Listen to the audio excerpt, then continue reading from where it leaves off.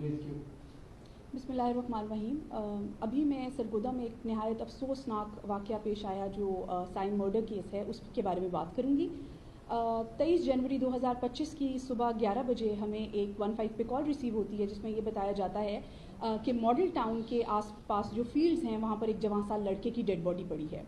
جیسی پولیس کو یہ خبر ملتی ہے، پولیس فوری موقع پر رسپونڈ کرتی ہے، ایریا کو کارڈن آف کیا جاتا ہے، پی ایف ایس اے کی ٹیم، کرائم سین یونٹ اور ریسکیو کی ٹیمز جو ہیں ان کو بلایا جاتا ہے. جیسے ہی پولیس موقع پر پہنچ کر ایریے کو کارڈن آف کرتی ہے اور اپنی تحقیق شروع کرتی ہے، تو سب سے جو پہلی چیز ہمیں پولیس کو درپیش آتی ہے وہ آتی ہے identification of the person, of the dead person. جو بندہ، جو ڈیڈ باڈی ہمیں ملی ہے وہ کس کی ڈیڈ باڈی ہے. جب ہم ڈیڈ باڈی کے آس پاس سرچ کرتے ہیں تو ہمیں ایک چابی جو ہے، اس کے پاس کوئی اور چیز نہیں ملتی، اس کے بعد اس کی جیب میں ایک چابی موجود ہوتی ہے، جس سے ہمیں یہ لگتا ہے کہ شاید یہ بچہ جو ہے جس کی ڈیڈ باڈی ملی ہے 20-21 سال کا جو لڑکا ہے، وہ شاید کوئی ایک ہاسٹلائٹ ہے. سب سے پہلے پولیس باڈی کو ہاسپٹل شفٹ کرنے کے بعد تمام ہاسٹلس چیک کرتی ہے، تمام تھانہ جات چیک کیے جاتے ہیں کہ کیا کوئی 20-21 سال کے لڑکے کی مس ہونے کی یا کڈنیپ ہونے کی رپورٹ تھانے میں آئی ہے یا نہیں. مین وائل ابھی ہم یہ کام کر رہے ہوتے ہیں تو پی ایس سیٹلائٹ ٹاؤن میں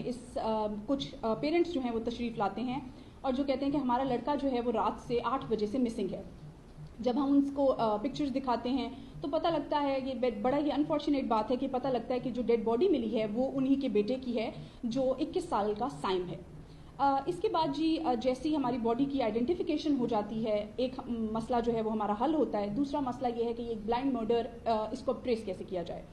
ہم ان کے پیرنٹس سے بھی بیٹھ کر بات کرتے ہیں کہ لاسٹ ٹائم آپ کا بیٹا رات کو اگر فرینڈس کے ساتھ گیا ہے یا کل کالج سے وہ واپس آیا تھا نہیں آیا تھا. ہمارا جو انویسٹیگیشن کا، پولیس کے انویسٹیگیشن کا پروسیس جو ہے وہ سٹارٹ ہوتا ہے. انویسٹیگیٹ کرنے پر یہ پتہ لگتا ہے کہ رات 8 بجے کے قریب، 7:30-8 بجے کے قریب وہ لاسٹ ٹائم اپنے ایک دوست کے ساتھ گیا تھا جس کا نام راہب ہے،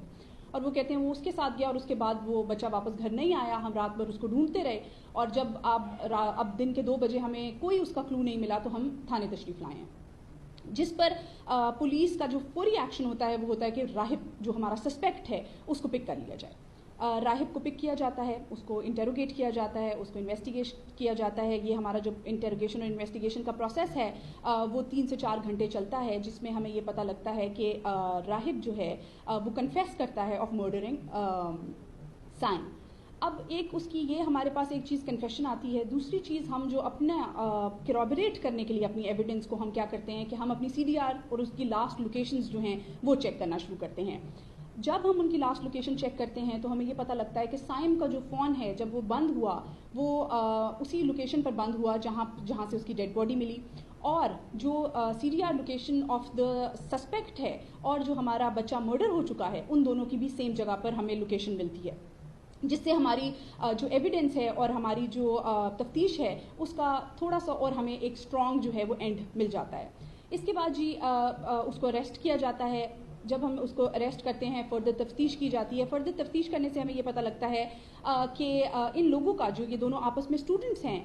جو سائم ہیں وہ ایک لاء اسٹوڈنٹ ہیں اور جو راہب ہے وہ ایک کالج ڈراپ آؤٹ ہے.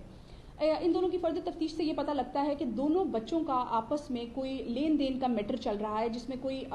موبائل فون جو ہے وہ پرچیز کیا جاتا ہے اور اس کے پیسے کچھ بقایا ہیں جو سائم اپنے راہب سے مانگ رہا ہے کہ یہ پیسے میں نے آپ کو ابھی مہینہ 1.5 مہینہ ہو گیا ہے آپ کو دیے ہوئے ہیں، یہ پیسے آپ میرے واپس کر دیں. اور اس طرح اس وجہ سے ان کی 1-1.5-2 مہینے سے پیچھے سے کوئی تلخی چل رہی ہے، جس کی وجہ سے آج راہب اس کو اس طریقے سے اپنی باتوں میں الجھا کر کہ آپ کے پیسے میں آپ کو واپس کرتا ہوں یا اس میں کوئی ہم سیٹلمنٹ کرتے ہیں، آپ میرے ساتھ چلیں، اور وہ اس کو لے جاتا ہے اور وہاں پر اس کو اس طریقے سے بے دردی سے قتل کر دیا جاتا ہے. اب جو ہے ہماری انویسٹیگیشن پولیس کی جو ہے وہ آگے فردر چل رہی ہے، بیکاز ہم نے اب کچھ جو ہیں وہ ریکوریز میں ہم نے ویپن آف دا اوفینس جو ہے وہ ریکور کرنا ہے، اور کچھ چیزیں جو سائم کی مسنگ ہیں، فار ایگزامپل اس کی آئی ڈی کارڈ اور موبائل فون، ان کی ریکوریز جو ہیں وہ بھی ہم نے راہب سے کرنی ہے. تو ہماری انویسٹیگیشن کا پروسیس جو ہے وہ آگے جاری ہے. جی، ایک بڑے انفارچونیٹ واقعہ جو سرگودا میں پیش آیا، اس کی کنیکشن میں ایک میسج جو ہے وہ دینا چاہوں گی تمام پیرنٹس کو اور ایجوکیشنل انسٹیٹیوٹس کو، کیونکہ اگر دیکھا جائے اور اس وقوعے کے پس منظر میں جایا جائے تو ہم یہ دیکھتے ہیں کہ ایک بچہ جو ہے وہ کالج سے ڈراپ آؤٹ ہو چکا ہے اور دوسرا جو ہے وہ لاء کا اسٹوڈنٹ ہے. اگر ویسے ہم اس کو دیکھیں تو ایسے ہیں کہ دونوں کا بڑا برائٹ فیوچر ہو سکتا تھا، لیکن کسی نہ کسی وجہ سے وہ برائٹ فیوچر جو ہے وہ اپنے انجام تک نہیں وہ بچہ سائن جو ہے وہ پہنچ سکا. پیرنٹس کا اگر میسج دوں میں تو یہ ہے کہ اپنے بچوں کی ایکٹیویٹیز پر، ان کے سوشل میڈیا کے یوزیج پر آپ لوگ کڑی نظر رکھیں. اور ایجوکیشنل انسٹیٹیوٹس کو میرا ایک میسج یہ ہے کہ جو ہمارے کالجز ہیں، جو ہماری یونیورسٹیز ہیں، یہ وہ انسٹیٹیوٹس ہیں جہاں سے ایک بچے کی جو ہے وہ فارمیٹیو ڈیولپمنٹ جو ہے وہ ہو رہی ہے. یہیں سے لیڈرز نے اوریجنیٹ کرنا ہے، یہیں سے آگے آنے والے ہمارے بہت بڑے بڑے جو ہیں نامور لوگ جو ہیں وہ اوریجنیٹ کرتے ہیں. کالج کے اندر I think it is very important کہ ان کو یہ ایجوکیشن دی جائے کہ پیشنس اینڈ ٹالرنس جو ہے دیٹ از ویری امپورٹنٹ. اور اس چیز میں ان کی ریگولر سیمینارز یا کچھ اس طریقے کی چیزیں جو ہیں وہ ہونی چاہیے. اور اسکولز، کالجز اور پیرنٹس کو اپنے بچوں پر نظر رکھنی چاہیے کہ وہ کس قسم کی کمپنی میں اٹھ بیٹھ رہے ہیں، ان کی روزمرہ کی ایکٹیویٹیز کیا ہیں، اور کیا ان کو کوئی ایسی پرابلم لاحق تو نہیں ہے جو ان کو کسی اس قسم کے انجام تک لے جائے گی، آئدر یا وہ کسی